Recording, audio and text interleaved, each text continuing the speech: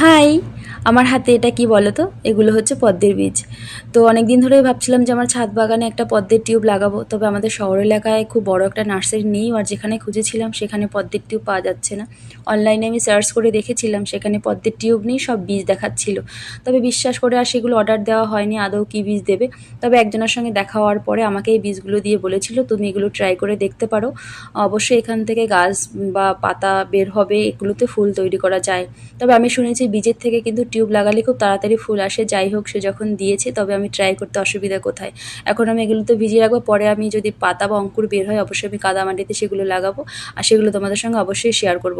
তবে তার আগে যেটা করতে হবে, পদ্মের বীজগুলোর কিন্তু মুখের যে ধারটা সূচালো সেগুলো খুব শক্ত হয়, সেগুলো পাথর বা কিছুতে ঘষে দিতে হয়, ছাড়িয়ে দিতে হয়, তাহলে নাকি অঙ্কুরটা খুব তাড়াতাড়ি বের হয়। আমি এখানে দা বটি ধার দেয় যে পাথর, সেটাতে ঘষে নিয়েছিলাম, যেহেতু বীজগুলো খুব কিন্তু শক্ত হয়।